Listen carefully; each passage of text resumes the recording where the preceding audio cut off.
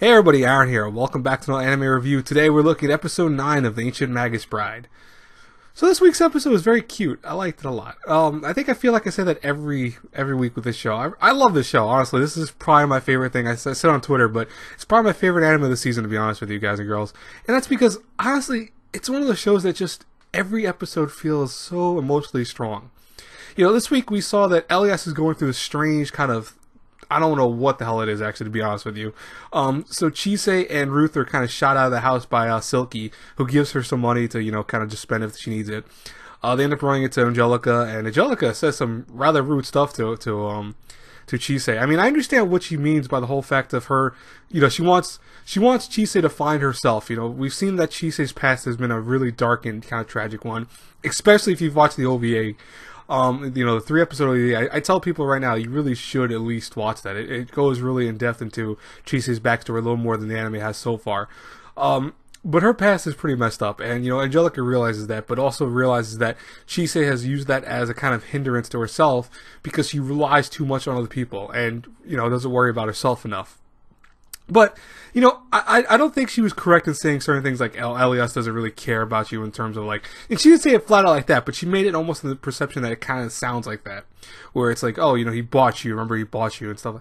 It's like, yeah, but, you know, his intentions weren't always like that. It seems like he really does care about Chise a lot, and we see that already a couple dozen times already in the show.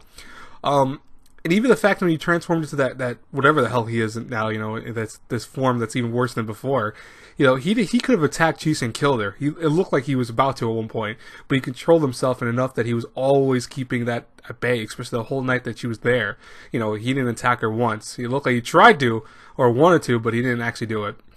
And then we went to this kind of side story, which I felt it was a little bit out of place, but I still liked it nonetheless. It was still cute in its own right. Where it had Lennis Slide, which is a being that, if you know anything about mythology and kind of folklore, Lennis Slide is a vampire creature that's actually, they explain it by the way in the show, but it's close to what it actually is. It's a vampiric creature that sucks the blood of men and you know, gives them kind of wishes and stuff like that. In Ancient Magus Bride, they're trying to say power, so it's not really too much of a difference between the real story and what they're saying in this series. But she's around this old man, and I thought the whole time the old man was aware of her, but then I realized the old man can't see her. He saw her when he was younger, but after a while, I guess he stopped seeing her and was unable to, and, you know, he never moved on from that. I think he really did fall in love with her, even though she's a being that is kind of meant to seduce men, because, I mean, look at her. I mean, damn.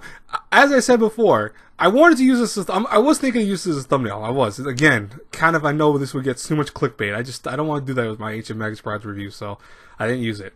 But I put on Twitter, Lennis Slide is supposed to be seductive, but holy crap.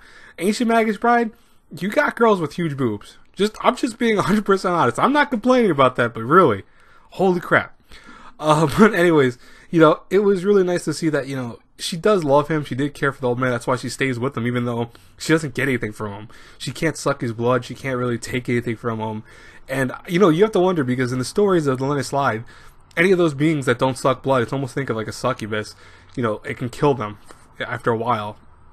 So you have to wonder if, you know, like, her being around this old man kind of is taking more time away from her own life, which is interesting in itself. But I thought that was nice, because at one moment he could have swore he saw her and he tried to reach out for her, but he was unable to see her fully. And I was like, oh, so he really can't see her anymore. And it finally dawned on me.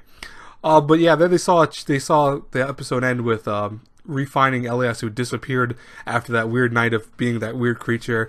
And, you know, you saw really nice how Chise really cares about Elias, and and she wants him to understand that. I think that they're so different towards one another in terms of like what they understand about each other, that it's making them almost kind of part, and you know, their relationship. It's not like the literal sense of parting, but more so because he doesn't want to tell her too much about himself, because I think he's afraid of what she'll think of what she will think of him. Excuse me. And meanwhile, you know, Chise is kind of a person that, you know, is trying to figure out if she wants to be so reliant on people, because she realizes Angelica's words were correct to a point, but, you know, she does really care for Elias, and it's a nice scene. I mean, the whole scene was nice. It was cute, and then we had Dragon Boy, his summon, spoil everything. And I'm like, come on, man, going back to the Land of the Dragons. I mean, I like the Land of the Dragons, but is that the time for it? I don't know. Anyways, what did you guys think about this episode? I would love to know in the comments below. As always, guys and girls, if you like these reviews, please think about hitting the subscribe button, sharing the video around, liking the video, etc. You can check out my Patreon for various awards, etc. I have a few Patreons on there. It'd be cool to have a few more. I don't need them, mind you, but it always would help me out, so don't feel bad if you want to do that. I'll talk to you guys later. I have 2 other reviews today. Welcome to the Ballroom and March Comes Online. I will have both those out relatively soon after this because I've actually watched all those shows up to this point. So I'll talk to you guys then. Bye-bye, everyone.